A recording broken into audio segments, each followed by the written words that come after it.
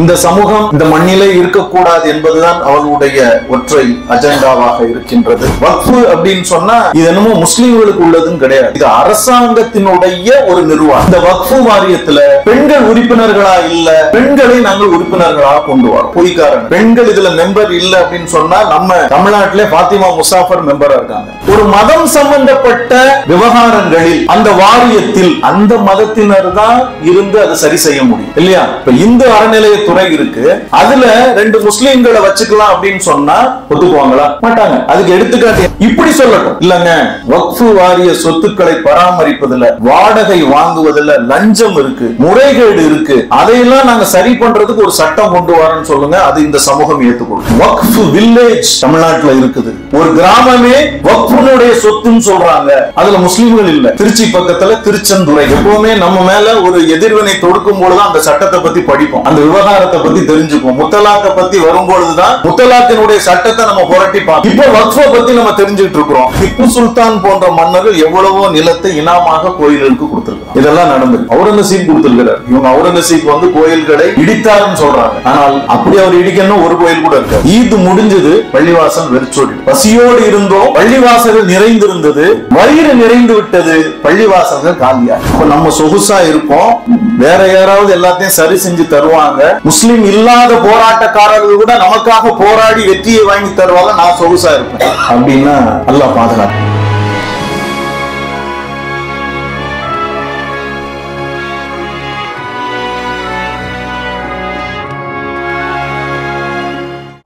அளவிலா கருணையும் இணையிலா கிருபையும் உடைய எல்லாம் வல்ல அல்லாஹ்வின் திருப்பெயரால் ஆரம்பம் செய்கின்றேன். இன்றைய உரையிலே இந்தியா முழுவதும் குறிப்பாக முஸ்லிம் சமூகம் பரபரப்பாக பேசிக்கொண்டிருக்கின்ற வக்ஃப் வாரிய திருத்த மசோதா, அதை பற்றி ஒரு சில விஷயங்களை உங்கள் முன் நான் பறவை பார்வையாக சுருக்கமாக இந்த குறைந்த நேரத்தில் பகிர்ந்து கொள்ள ஆசைப்படுகின்றேன். ஏப்ரல் 6 நள்ளிரவில் இப்பொழுது ஒன்றிய அரசை ஆட்சி செய்து கொண்டிருக்கின்ற பாஜக அரசு சட்டத்தை, புதிய மசோதாவை அமுலுக்கு கொண்டு வந்தது.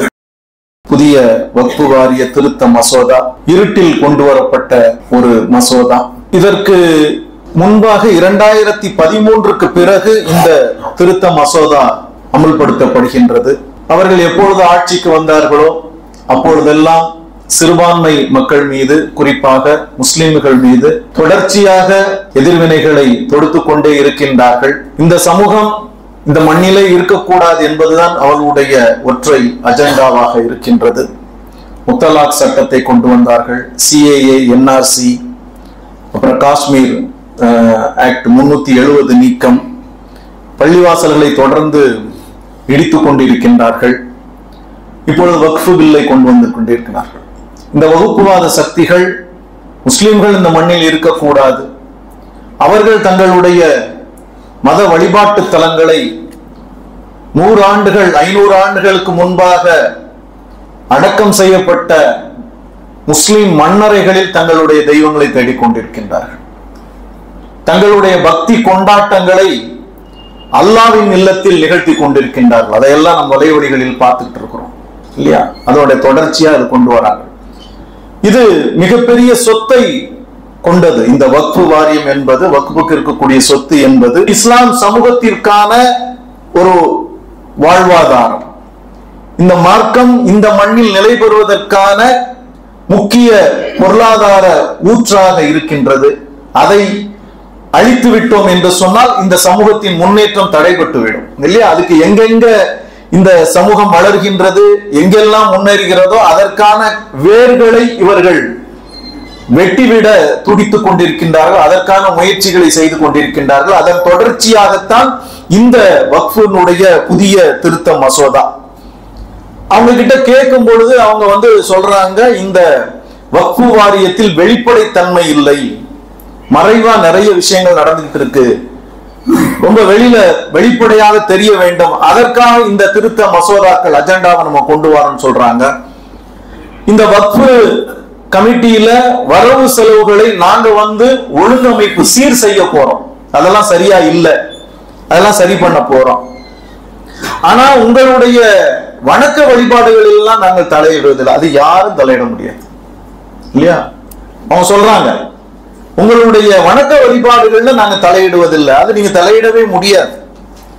உங்ககிட்ட இருக்கக்கூடிய வக்ஃபினுடைய சொத்துக்கள், நிலம் போன்றவற்றின் சொத்துக்களை நாங்கள் வரைமுறை செய்ய போகின்றோம், வேற ஒண்ணு நாங்க செய்யல அவங்க சொல்றாங்க.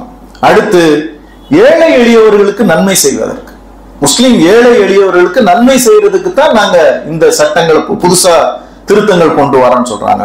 அடுத்து இந்த வக்ஃபு வாரியத்துல பெண்கள் உறுப்பினர்களா இல்ல, பெண்களை நாங்கள் உறுப்பினர்களாக கொண்டு வரோம். மொத்தத்துல முஸ்லிம்களுக்கு நாங்கள் நன்மை செய்யத்தான் கொண்டு வரோம்னு சொல்றாங்க. இந்த வக்ஃபு திருத்த மசோதா என்பது 2025 இல்ல, அது ஃபர்ஸ்ட் சுதந்திரம் பெற்ற பின்னால 1954 ஒரு தடவை திருத்த மசோதா சட்டம் வாரியம் கொண்டு வராங்க. அடுத்து 1995, அடுத்து 2013, இப்ப 2025. 2013 இந்த வக்ஃபு சொத்து முஸ்லிம் சமூகத்திற்கு எந்த அளவுக்கு பாதுகாக்கப்பட வேண்டும், பலனளிக்க வேண்டும் என்பதற்காக ஒரு பெரிய காங்கிரீட்டுக்கான வரைமுறைகளை எல்லாம் வகுத்துட்டாங்க மன்மோகன் சிங்கருடைய ஆட்சியில. இந்த சமூகத்திற்கான பாதுகாப்பை தர வேண்டும் என்பதற்காக அந்த வரைமுறைகளை எல்லாம் வகுத்து தந்து விட்டார்கள். இப்போ இவங்க அதுல கை வைக்கிறாங்க. இந்த புதிய சட்ட மசோதா முஸ்லிம்களுடைய உரிமைகளை பாதிக்கின்றது. நம்ம எதற்கு முஸ்லிம்கள் இதற்கு எதிர்வினைகள் ஆற்றுகின்றார்கள் என்று சொன்னால், இது எங்களுடைய உரிமைகளை பாதிக்கின்றது, மத சுதந்திரத்தை பாதிக்கின்றது இந்த புதிய திருத்த மசோதா. அடுத்து சமத்துவ உரிமையை பாதிக்கும் வகையில் இதனுடைய இது இருக்குது அப்படிங்கிறதன் அடிப்படையில் இப்ப நம்ம உச்ச நீதிமன்றத்துல கேஸ் போட்டிருக்கிறோம். இந்தியன் யூனியன் முஸ்லீம் லீக் போட்டிருக்கிறாங்க, திமுக போட்டிருக்கு, காங்கிரஸ் போட்டிருக்கு உச்ச நீதிமன்றத்துல, அப்புறம் ஆம் ஆத்மி கட்சி கூட போட்டு இன்னும் ஒரு கிட்டத்தட்ட 10 மேல வழக்குகள் தொடக்கப்பட்டிருக்குது. அநேகமா நெக்ஸ்ட் வீக்ல அது ஹியரிங்க்கு வருது. ஏன் எதிர்க்கிறோம் அப்படின்னு சொன்னோம்னா, இவங்க சொன்ன மாதிரி ஒரு சில காரணங்கள் பொய் காரணங்கள். பெண்கள் இதுல மெம்பர் இல்லை அப்படின்னு சொன்னா, நம்ம தமிழ்நாட்டிலே ஃபாத்திமா முசாஃபர் மெம்பரா இருக்காங்க, அப்பட்டமான பொய்ய சொல்றாங்க. பெண்கள் இருக்கிறாங்க. ரெண்டாவது, நம்ம இதை எதுக்கு எதிர்க்கிறோம் சொன்னோம்னா, அதுல 2 முஸ்லிம் அல்லாதவர்கள் மெம்பரா இருப்பாங்க அந்த வாரியத்துல. அது எப்படி அவங்க அதை நிர்ணயிக்க முடியும் அப்படிங்கிறது ஒண்ணு. மூன்றாவது, இந்த மாவட்ட கலெக்டர் அதுல தலையிடுவார், அதை ஆய்வு செய்வார். இது மத சுதந்திரம், மதத்திற்கான உரிமை, பண்பாட்டை தவிர்க்கக்கூடிய செயலாக இருக்கின்றது. அவர் கையில உரிமை எடுக்கிறார். அந்த கலெக்டர் அந்த மக்களுக்கு சாதகமா இருப்பாரா? எல்லாரையும் சொல்ல முடியாது. ஆட்சியாளர் என்ன சொல்றாங்களோ அதன் அடிப்படையில தான் நடப்பாங்க. அதனால கலெக்டர் இருப்பார் அப்படிங்கிறதையும் கொண்டு வராங்க. இதுதான் முரண்பாடாக இருக்கின்றது. நமக்கு அது எதிர்ப்பதற்கான காரணங்களாக இருக்கின்றது. அவங்க சொன்ன மாதிரி, முதல்ல சொன்ன மாதிரி, உங்களுடைய வழிபாடுகள்ல நாங்கள் தலையிடல அப்படின்னு சொன்னா, ஏற்கனவே தலையிட்டு தான் இருக்கிறாங்க. அடுத்தது உங்களுடைய சொத்து விஷயங்களை பற்றி தான் நாங்க தலையிடுறோம் அப்படின்னா, ஒரு மதம் சம்பந்தப்பட்ட விவகாரங்களில் அந்த வாரியத்தில் அந்த விவகாரங்களில் அந்த மதத்தினர் தான் இருந்து அதை சரி செய்ய முடியும் இல்லையா? அடுத்த மதத்தினர் அதை எப்படி அந்த விவகாரங்களை வரைமுறை செய்ய முடியும், ஒழுங்கமைப்பு செய்ய முடியுங்கிற ஒரு கொஸ்டின் இருக்கு. இப்ப இந்து அறநிலையத்துறை இருக்கு, அதுல 2 முஸ்லிம்களை வச்சுக்கலாம் அப்படின்னு சொன்னா ஒத்துக்குவாங்களா? மாட்டாங்க. அதுக்கு எடுத்துக்காட்டு என்ன இருக்குது அப்படின்னு சொன்னா, இந்து அறநிலையத்துறையில ஒருத்தரை போஸ்டிங் போட்டாங்க அந்த கமிட்டியில. அவர் பேர் நர்கீஸ் கான். இங்க இருக்கக்கூடிய பாஜகவை சார்ந்தவர்கள் எப்படி நீங்க முஸ்லீமை போடலாம்னாங்க. அவர் முஸ்லீமே கிடையாது. அவருக்கு பிரசவத்துக்கு பார்த்த டாக்டர் பேரு நர்கீஸ் கான். அவர் பிறக்கும் பொழுது அதுக்கு நன்றி கடனாக அவர் பெற்றோர்கள் இந்த இந்து சகோதரருக்கு பேரு நர்கீஸ் கான் வச்சிருக்காங்க. அது கூட தெரியல. அப்புறம் ஒரு இந்து அறநிலையத்துறையில ஒரு இந்து முஸ்லிம் பேர்ல இருக்கிறதே உங்களால் அனுமதிக்க முடியல. ஒரு இஸ்லாம் சம்பந்தப்பட்ட ஒரு வக்ஃபு வாரியத்தில் நீங்க 2 இஸ்லாம் அல்லாதவர்களை நியமிக்கிறீர்கள் சொன்னா அது ஏற்க முடியும். இன்னொன்னு, ஒரு மார்க்கம் சம்பந்தப்பட்ட விவகாரங்கள், சொத்து விவகாரங்களில் சீரமைப்பு செய்வது அந்த மார்க்கத்தை, மதத்தை சார்ந்தவனுடைய இறை பக்தி, இறை அச்சம் இவற்றை பொறுத்துதான் அவர் சரி செய்ய முடியும் இல்லையா? இன்னொரு மதத்தினர் எப்படி பண்ண முடியும்? அவருக்கு தான் இது என்னுடைய இறைவனுக்காக கொடுக்கப்பட்ட சொத்து, அல்லாஹ்வின் வழியில் செலவு செய்யப்பட்ட சொத்து, இதை நான் சரியாக பராமரிக்க வேண்டும் என்ற அச்சம், ஒழுங்கு என்பது அந்த இஸ்லாமியனுக்குத்தான் இருக்கும் இல்லையா? ஒரு ஹிந்துவோ ஒரு கிறிஸ்டியனுக்கோ அந்த அளவுக்கான அல்லாஹ் மேல எப்படி பக்தி வரும்? நம்மளை கொண்டு இந்த அறநிலையத்துறையில போட்டா இந்து கடவுள் மேல நமக்கு எப்படி பக்தி வரும் இல்லையா? இதே நகைமுரணாக இருக்கின்றது. இன்னும் சொல்ல போனீங்கன்னா, இந்து அறநிலையத்துறைகள் நிர்வகிக்கக்கூடிய கல்வி கூடங்களில் கூட முஸ்லிம்கள் கிடையாது. அவங்க ஒரு ஸ்கூல் நடத்துறாங்கன்னா அதுல ஒரு வாத்தியார முஸ்லீம் கூட கிடையாது, இந்து தான் இருக்கணும் அப்படின்னு சொல்றாங்க. இன்னொன்னு என்ன அப்படின்னா, ஒரு சமய விஷயங்களில், விவகாரங்களில் இன்னொரு சமயத்தினர் நிர்வகிக்க வந்தால் அவருக்கு ஆதிக்க மனப்பான்மை வரும். முஸ்லீம் போய் அங்க போய் கையை கட்டி நிக்கணும், இல்ல முஸ்லீம் இந்து அறநிலையத்துறையில இருந்தா இங்க இருக்க போய் இந்து அவர்கிட்ட போயிடணும், அவருக்கு உடனே ஒரு ஆதிக்க மனப்பான்மை ஆட்டோமேட்டிக்கா வரும்னு சொல்றாங்க. ரெண்டாவது பாத்தீங்க, அவங்க சொல்றாங்க வக்ஃபு சொத்துல பள்ளிவாசல்கள், தர்காக்கள் ஓகே, வியாபார தளங்கள் இருக்கின்றது, மால்கள் இருக்கின்றது, அதையெல்லாம் சரி செய்யணும், அதுல இருந்து வருமானம் வருது, அதையெல்லாம் நாங்கள் முறைப்படுத்தணும் அப்படின்னு சொன்னா அதுல வரக்கூடிய வருமானத்தை கொண்டுதான் இந்த பள்ளிவாசல், தர்காக்களுக்கான சொத்தில் நம்ம அதை பராமரிப்பு செலவுகள், மற்ற செலவுகள் செய்யறோம், இந்த சமுதாயத்திற்கான செலவுகள் செய்யறோம். இன்னொன்னு, முஸ்லிம்கள் பராமரித்தால்தான் ஹலால் ஹராம் பேண முடியும். ஹலால் ஹராம் என்ன என்பது முஸ்லிம் சமூகத்தில் இருக்கக்கூடிய மனிதர்களுக்கு தான், மக்களுக்கு தான், முஸ்லிமுக்கு தான் தெரியும்.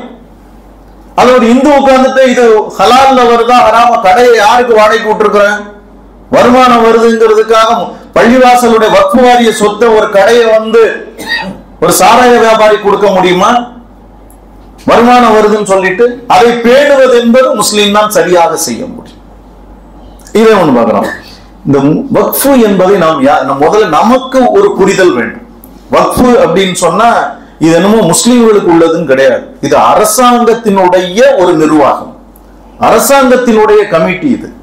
இது முஸ்லிம்களுக்கு இல்லை, முஸ்லிம்களுடைய சொத்து. அதை நிர்வாகம் செய்வது அரசாங்கம், முஸ்லிம்கள் கிடையாது. எல்லாரும் பொதுவா எப்படி நினைச்சுக்கிறோம், வக்ஃபுனா இது முஸ்லிம்களுக்கு மட்டும்தான் அப்படிங்கிறது. இதை நிர்வாகம் செய்யறது அந்த அரசு. வக்ஃபு என்பது என்ன அப்படின்னு சொன்னோம்னா, முஸ்லிம் செல்வந்தர்கள், ஆட்சியாளர்கள், அவர்களிடம் இருக்கக்கூடிய அந்த செல்வத்தில் ஒரு பங்கை, அவர்கள் விருப்பப்பட்ட பங்கினை அல்லாஹ் மேல் இருக்கக்கூடிய பக்தியின் பொருட்டு இறை வழியில், இறை வழிபாட்டு தலங்களுக்கு இனாமாக, இலவசமாக, அன்பளிப்பாக கொடுக்கப்பட்டது இல்லையா? இது ஆண்டாண்டு காலமா கொடுத்து வந்துட்டு இருக்காங்க. இப்படி சொல்லட்டும் இல்லங்க, வக்ஃபு வாரிய சொத்துக்களை பராமரிப்பதில், வாடகை வாங்குவதில் லஞ்சம் இருக்கு, முறைகேடு இருக்கு, அதையெல்லாம் நாங்க சரி பண்றதுக்கு ஒரு சட்டம் கொண்டு வரேன்னு சொல்லுங்க, அது இந்த சமூகம் ஏற்றுக்கொள்ளும். ஆமாங்க, அங்கங்க நடக்கிறதா காதுல விழுது, நடக்குது, அதை நீங்க சரி பண்ணுங்க. ஏன்னா எல்லா இடமும் சரியா இல்லை, எங்கேயாவது தவறுகள் நடக்கும், அதை சரி பண்றது கொண்டு வரேன்னு சொன்னோம்னா நம்ம ஏற்றுக்கொள்ளக்கூடிய விஷயமாகத்தான் இருக்கின்றது. அவங்க சொல்றாங்க வக்ஃப் வில்லேஜ் தமிழ்நாட்டில் இருக்குது, ஒரு கிராமமே வக்ஃபுனுடைய சொத்துன்னு சொல்றாங்க. அதுல முஸ்லிம்கள் இல்ல. திருச்சி பக்கத்துல திருச்செந்துறை, இதுல பல விஷயங்கள் உங்களுக்கு தெரிஞ்சிருக்கும், உங்களுக்கு நினைவுபடுத்ததா எடுத்துக்கங்க. தெரியல அப்படின்னா எனக்கு தெரிஞ்ச சின்ன சின்ன விஷயங்கள் உங்களோட நான் பகிர்ந்துக்கிறேன். திருச்செந்துறை அது வக்ஃபு நிலம். இப்ப அந்த மக்கள் சொல்றாங்க இது வக்ஃபு நிலம்னு சொல்றாங்க, நாங்க ஆண்டாண்டு காலமா இந்துக்கள் இங்க இருக்கிறோம் அப்படின்னு சொன்னா, அரசாங்கம் பின்னால போய் பாரு, பத்திரங்களை பாரு, இந்த நிலம் உண்மைதானா, எங்க வக்ஃபுக்குள்ளதானா, எப்படி வந்ததுன்னு பார்த்தோம் அப்படின்னு சொன்னோம்னா, 500 வருடங்களுக்கு முன்பு ராணி மங்கம்மா இனாமாக பட்டயம் எழுதி அந்த நிலத்தை கொடுத்திருக்காங்க. ஒரு பெரிய ஒரு கிராமம் அப்படியே கொடுத்திருக்காங்க முஸ்லிம்களுக்கு. செப்பு பட்டயத்துல இருக்கு. செப்பு பட்டயத்தை மாற்ற முடியாது, அதுல எழுதி கொடுத்தா அதுதான். இந்த முஸ்லிம்கள் என்ன பண்றாங்க, இது வக்ஃபுக்கு கொடுத்த நிலம்ங்கிறத பராமரிப்பு செய்யல, அவங்க அசால்ட்டா இருந்துட்டாங்க. அப்போ கொஞ்சம் கொஞ்சமா மக்கள் ஊடுருவி உள்ள வந்து அதுல அவங்க இருந்துட்டாங்க.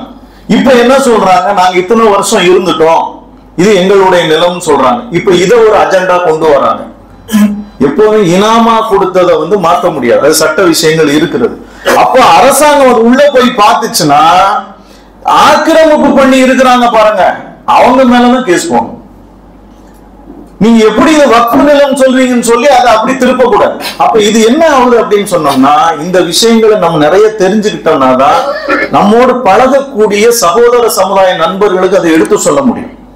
இப்ப இந்த திருச்செந்துறை மேட்ரு இந்த மாதிரி விஷயங்களை சொல்லும் பொழுது நமக்கு அதை பத்தியான தெளிவு இல்லை அப்படின்னா ஆமா ஆமான்ட்டு தான் நம்ம போகணும்.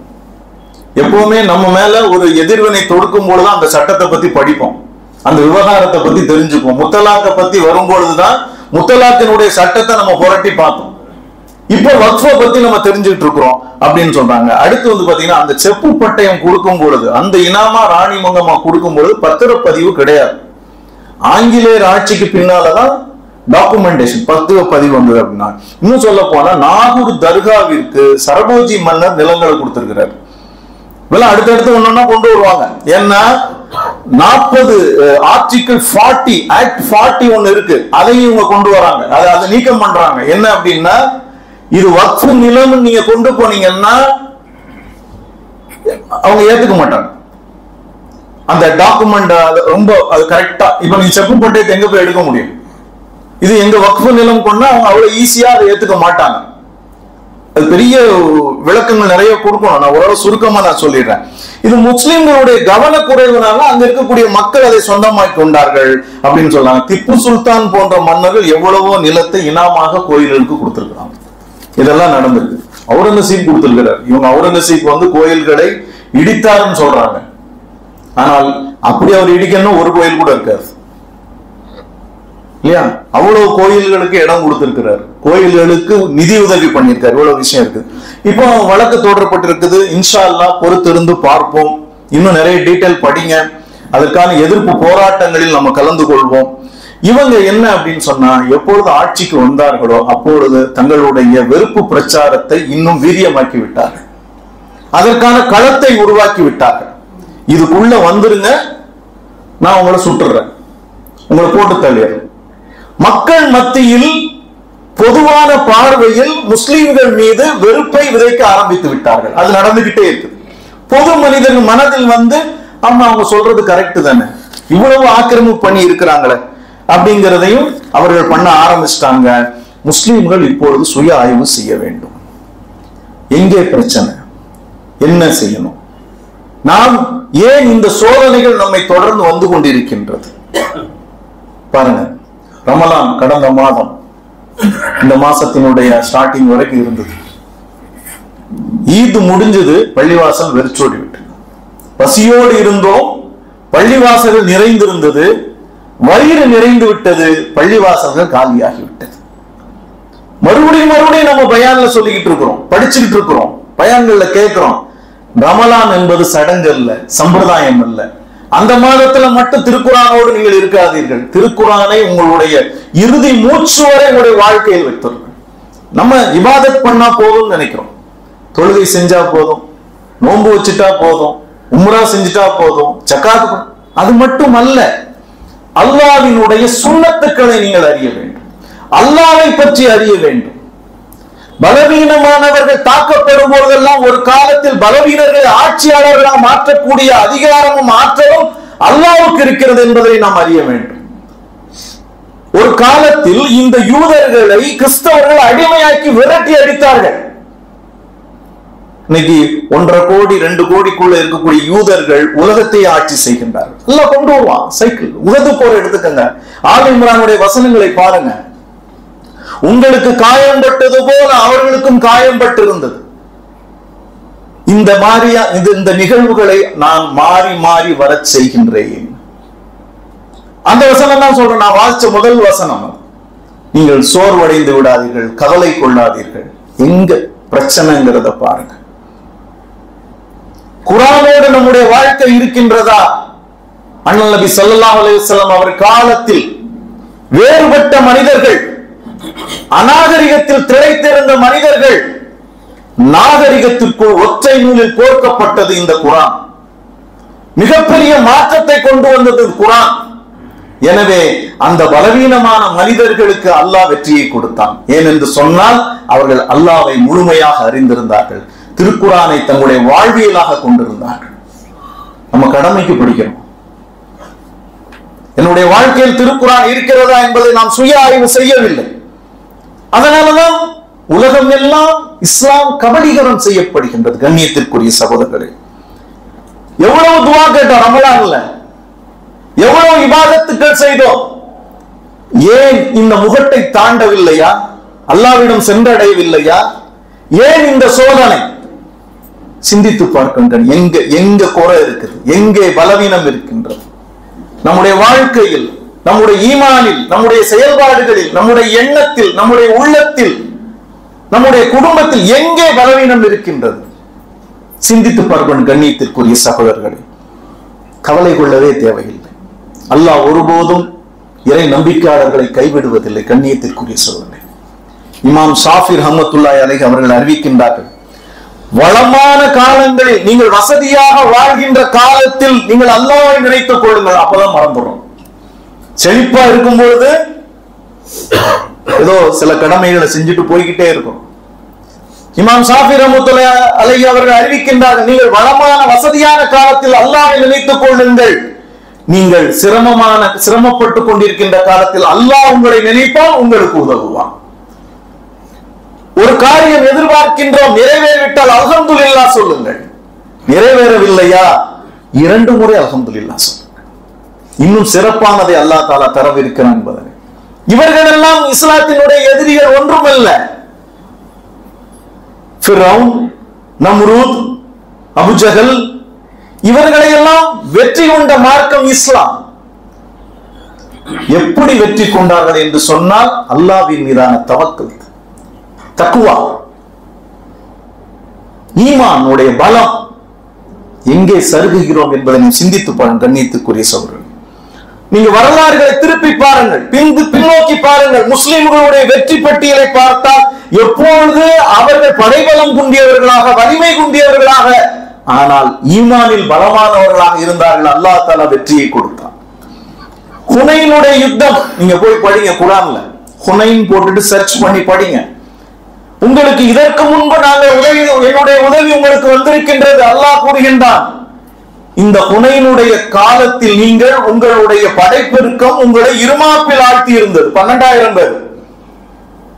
நம்ம கிட்ட படைபலம் நிறைய இருக்கு, நம்ம ஒண்ணும் பிரச்சனை இல்லை, நம்ம ஜெயிச்சே ஆகும். அல்லாஹ் தஆலா தோல்வியினுடைய முகத்தை காட்டினான். 12,000 பேர். அது பாருங்க, ரோமாபுரியோடு எதிர்க்கும் பொழுது 30,000 பேர் 9ஆம் நூற்றாண்டுல. ஹுனைன் 8ஆம் நூற்றாண்டுல தோல்வி முகம். உங்களுக்கு விரிந்திருந்த, பறந்து விரிந்திருந்த உலகம் உங்களுக்கு சுருங்கி தெரிந்தது. பயம் தோல்வியினுடைய நிலையில் வரும்போது அப்படிதான் வரும்.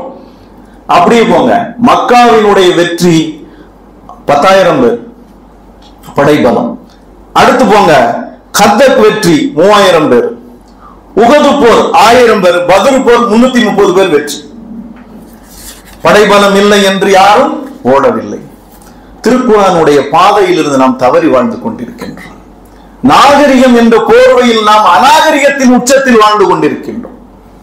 இதுதான் ஃபேஷன், இதுதான் ஸ்டைல். நம்முடைய பிள்ளைகளை பாருங்கள், எங்கேயோ சொல்லிக்கிட்டு இருக்கோம் போதை மருந்து. நம்ம குடும்பத்துல, நம்ம தெருவுல, நம்ம முகல்லால இருக்குது. யார் எந்த நிலையில இருக்கிறான்னு சொல்ல முடியல. நீங்கள் இளைஞர்கள், சிறுவர்கள் பக்கத்துல பேசுறதுக்கே பயமா இருக்கு. அவனுக்கு அச்சம் இருக்காது. கையில எது இருந்தாலும் குத்திடுவானோ, அடிச்சிருவானோ பயத்துல இருக்கு. ஏன்னா அவன் புத்தி தவறியவனாக இருக்கின்றான், போதை கலாச்சாரத்தில் இருக்கின்றான். என் புள்ள கேட்டான், நான் கொடுக்க போறேன். வண்டி கேட்டான், மொபைல் கேட்டான், ஒரே புள்ள செய்ய போறேன் அப்படின்னு சொன்னா நாளை ஊர் அவனுக்கு பாடத்தை கற்றுவிக்கும். குர்ஆனில் இருந்து விலகிய வாழ்க்கை நம்முடைய குடும்பத்தினுடைய அங்கத்தினர்கள் இருக்கிறார்கள் என்பதை நாம் சுய ஆய்வு செய்ய வேண்டும். கண்ணியத்திற்குரிய சகோதரர்களே, இந்த தக்வாவும் குர்ஆனும் உலகத்தில் மாபெரும் புரட்சிகளை ஏற்படுத்தியது. ஏன் இப்ப ஏற்படுத்தல? நம்மிடம் இல்லை, நம்மிடம் பலவீனம் இருக்கின்றது. காலித் பின் வாலித் ரலியல்லாஹு அன்ஹு அவர்கள் போர் படையோடு ஈராக்கின் உள் செல்கின்றார்கள். ராணுவத்தோடு அங்கே கிறிஸ்தவ மதபோதக சாலைகளில் அந்த பாடசாலையில் மாணவர்கள் பைபிளை வாசித்துக் கொண்டிருக்கின்றார்கள், வேத நூல்களை வாசித்துக் கொண்டிருக்கின்றார்கள்.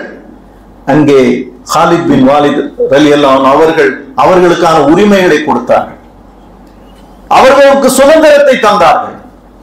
அவர்களுடைய பண்புகளை இந்த மாணவர்கள் பார்க்கின்றார்கள், இந்த ஆசிரியர்கள், கிறிஸ்துவ ஆசிரியர்கள் மாணவர்கள் பார்க்கின்றார்கள், அவருடைய நடத்தையை பார்க்கின்றார்கள், அவருடைய செயல்பாடுகளை பார்க்கின்றார்கள். அங்கே படித்துக் கொண்டிருந்தவர்கள் இஸ்லாத்திற்கு வருகின்றார்கள். இதுதான் உண்மையான மார்க்கம் என்று இப்னு சிரீன் ரஹ்மத்துல்லாஹி அலைஹி அவர்கள் வாழ்ந்த காலத்தில் எத்தனையோ கிறிஸ்தவர்கள் தபா தாபியின்களாக மாறினார்கள்.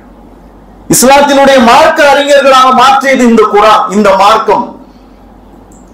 ஏன் அப்படிப்பட்ட தொய்வு? 700 ஆண்டுகளுக்கு மேல் இந்தியாவை ஆட்சி செய்தது இஸ்லாம். ஆனா பாருங்க, இஸ்லாம் இல்லை. நாம் இன்று அச்சத்தோடு வாழ்ந்து கொண்டிருக்கின்றோம். அதான் உமர் ரலியல்லாஹு தஆலா சொன்னாங்க, ஒட்டகம் மேய்த்துக் கொண்டிருந்தோம் பாலைவனத்தில், நாகரிகமற்றவர்களாக வாழ்ந்து கொண்டிருந்தோம். இன்று உலகை ஆளும் தலைவர்களாக நம்மை மாற்றியது இஸ்லாம், இந்த குர்ஆன். கண்ணியத்திற்குரிய சகோதரர்களே, பெரியோர்களை சிந்தித்து பார்க்க அல்லாஹ் தஆலா திருமறையிலே கூறுகின்றான், அல்லாஹு வலியுல்லதீன ஆமன், இறை நம்பிக்கையாளர்களுக்கு பாதுகாப்பு அளித்து உதவுபவன் அல்லாஹ். அதுல கொஞ்சம் கூட நம் நம்பிக்கை இழந்து விடக் கூடாது. சோதனை சோதனை சோதனை, டோன்ட் கிவ் அப், விட்டு கொடுத்துறாதீங்க. அல்லாஹ் கைவிட்டு விட்டான் என்று நீங்கள் சோர்வடைந்து விடாதீர்கள். அல்லாஹ்வினுடைய உதவி, ஏன்னா அவன் சொல்றான், உறுதி அளிக்கின்றான், நான் உங்களுக்கு உதவி. யாருக்கு? இறை நம்பிக்கையாளர்களுக்கு நான் உதவி செய்கிறேன். நபி ஸல்லல்லாஹு அலைஹி வஸல்லம் சொன்னாங்க, இந்த உலகத்தில் இறை நம்பிக்கையாளர்களுக்கு அதாபுகள் இருக்கலாம், துன்பங்கள் இருக்கலாம், அவர்களுக்கான சிறந்த வாழ்க்கை மறுமையில் இருக்கின்றது. நமக்கான வாழ்க்கை மறுமையில் இருக்கின்றது. இறை நம்பிக்கையாளர்கள் அல்லாஹ்வை முழுமையாக சார்ந்திருப்பார்கள். யாரையும் இல்லை, ஆட்சியாளர்களையோ நமக்கு சப்போர்ட் பண்ணக்கூடிய அரசியல்வாதிகளையோ இல்லை. தவக்கல் அல்லாஹ். அதான் அல்லாஹ் தஆலா சொல்றான், வலா தஹினு வலா தஹ்சனு வஅன்துமுல் அஅலவுன இன் குன்தும் முஃமினீன். நீங்கள் மனம் தளர்ந்து விடாதீர்கள், கவலையும் கொள்ளாதீர்கள், இறை நம்பிக்கை உடையோராய் நீங்கள் தான் மேலோங்குவீர்கள். அதைத்தான் நம்ம சுய ஆய்வு செய்யணும். நம்ம உண்மையான மூமினா இருக்கிறோமா? அப்படி இருந்தீங்கன்னா நீங்கள் தான் வெற்றியாளர்கள் என்று அல்லாஹ் தஆலா கூறுகின்றார். அப்புறம் யார் உறுதி சொல்லணும்? சொல்லுங்க. நம்மை படைத்த ரப், ஆட்சியாளன், அதிபதி, வல்லமை படைத்தவன், அவன் சொல்றான், நீ உண்மையான மூமின்னா நீதான் வெற்றி, நீ கவலைப்படாத, சோர்வடைந்து விடாதீர் என்று சொல்கின்றான். ஒன்றுபட வேண்டும். கண்ணியத்திற்குரிய சகோதரர்களே, பெரியவர்கள், அல்லாஹ் தஆலா திருமறையிலே கூறுகின்றான், யுரீதுன அன் யுத்ஃபிஉ நூரல்லாஹி பி அஃப்வாஹிஹிம் வ யௌபல்லாஹு இல்லா அன் யுதிம நூரஹு வலவ் கரிஹல் காஃபிர். அல்லாஹ்வின் ஒளியை தம் வாயால் ஊதி அணைத்து விட அவர்கள் விரும்புகின்றார்கள், ஆயினும் அல்லாஹ் தன் ஒளியை நிறைவு செய்யாமல் விட மாட்டான். முடிஞ்சு போச்சு, நீங்க கவலையே பட வேண்டாம். நீங்க இந்த வசனத்தை ஏற்கனவே படிச்சிருந்தும் நினைவுல இருந்தீங்கன்னா உங்களுடைய ஈமான் அதே பலத்தோடு சென்று கொண்டிருக்கட்டும். தவக்கல் அல்லாஹ். இந்த வசனம் இப்பொழுது நான் சொல்லும் போது உங்களுக்கு நினைவு கூறப்பட்டால் அந்த நிறைந்த மனதோடு தவக்கல் அல்லாஹ் என்று இந்த பள்ளியை விட்டு நாம் சொல்வோம். கண்ணியத்திற்குரிய சகோதரர்களே, ஒன்னும் செஞ்சு விட முடியாது. ஒரே ஒரு இது, நம்முடைய ஈமானுடைய பலம் எவ்வாறு இருக்கின்றது, அல்லாஹ்வின் மீது வைக்க, அல்லாஹ்வை சார்ந்திருக்கக்கூடிய நம்முடைய வாழ்க்கை எண்ணங்கள் எவ்வாறு இருக்கின்றது, அதுதான் முக்கியம். கண்ணியத்திற்குரிய நம்முடைய வாழ்க்கை எவ்வாறு இருக்கின்றது, நம்முடைய கொடுக்கல் வாங்கல் எவ்வாறு இருக்கின்றது, நம்முடைய உறவுகளை பேணுவது எவ்வாறு இருக்கின்றது, ஹலால் ஹராம் பேணுவது எவ்வாறு இருக்கின்றது. நீங்கள் கையேந்துங்கள், அழுது கேளுங்கள், அல்லாஹ் தஆலா ஒருபோதும் உங்களை கைவிட மாட்டான். கண்ணியத்திற்குரிய சகோதரர், யா அய்யுஹல்லதீன ஆமனு தக்குல்லாஹ வப்தகு இலைஹில் வஸீலத வஜாஹிது ஃபீ ஸபீலிஹி லஅல்லகும் துஃப்லிஹூன். அவன் பக்கம் நெருங்கி செல்வதற்கான வழிவகையினை தேடுங்கள். இன்னும் இன்னும் இன்னும் அல்லாஹ்வின் பக்கம் நெருங்கி எப்படி நான் நெருங்கலாம், அதுக்கான வழிவகையினை தேடுங்கள். அல்லாஹ் தஆலா சொல்றான், அவனது வழியில் நீங்கள் கடுமையாக பாடுபடுங்க. நாளைக்கு கூட்டம் போடுறாங்க, ஞாயிற்றுக்கிழமை போராட்டம் நடத்துறாங்க, போய் கலந்துக்கங்க. என் வியாபாரம் இருக்குன்னு விட்டுறாங்க. இந்த வியாபாரத்தை எப்பனாலும் செய்யலாம். இந்த ஒன்று கூடுதல், அல்லாஹ்விற்காக போராடுதல், அல்லாஹ் முஹம்மது ஸல்லல்லாஹு அலைஹி வஸல்லம் உம்மத்திற்காக போராடுதல், இஸ்லாத்தின் எதிரிகளை எதிர்த்து போராடுதல், ஒன்றுபடுங்கள். வியாபாரத்துக்கு போனோம், ஆபீஸ்க்கு போனோம், அவ்வளவு தூரம் வெயில்ல போக முடியாது, வெயில்ல நிக்க முடியாது. அப்ப நம்ம சொகுசா இருப்போம், வேற யாராவது எல்லாத்தையும் சரி செஞ்சு தருவாங்க. முஸ்லிம் இல்லாத போராட்டக்காரர்கள் கூட நமக்காக போராடி வெற்றியை வாங்கி தருவாங்க, நான் சொகுசா இருப்பேன் அப்படின்னா அல்லாஹ் பாதுகாக்க வேண்டும். கண்ணியத்திற்குரிய கடுமையாக பாடுபடுங்கள், அவனது வழியில் நீங்கள் வெற்றி பெறக்கூடும். சிந்தித்து பார்க்க கண்ணியுள்ள சோதனைகள் இந்த இஸ்லாத்திற்கு புதிதல்ல, வந்து கொண்டே இருக்கும். அல்லாஹ் அதை போக்கக்கூடியவனாக இருக்கின்றான். நாம் தக்வாதாரியாக, இறை அச்சமுடையவர்களாக, குரானின் வழி நம்முடைய வாழ்க்கை வைத்து தவக்குல் அலல்லாஹ், அல்லாஹ்வை சார்ந்தவர்களாக வாழ்ந்து, எந்த முடிவானும் அல்லாஹ் தஆலா என்னை உயர்த்தி தருவான், அது நல்ல முடிவாக இருக்கும். எனது வாழ்வு என்பது அல்லாஹ்வுடைய கரங்களில் உள்ளது, அவன் நாடுவதை தவிர எதுவும் நிகழ்ந்து விடாது, எந்த எதிரியும் இந்த உம்மத்தை ஒன்றும் செய்துவிட முடியாது என்ற ஈமான் பலத்தோடு நாம் விடைபெறுவோம். கண்ணியத்திற்குரிய சோழர்களே, அல்லாஹ் தஆலா இந்த உம்மத்திற்கான எதிரிகளை வீழ்த்தி இந்த உம்மத்திற்கான வெற்றியை தந்தருவானாக. வாஹில் தவானா வல்ஹம்துலில்லாஹி ரப்பில் ஆலமீன். அஸ்ஸலாமு அலைக்கும் ரஹ்மத்துல்லாஹி வபரகாத்துஹு.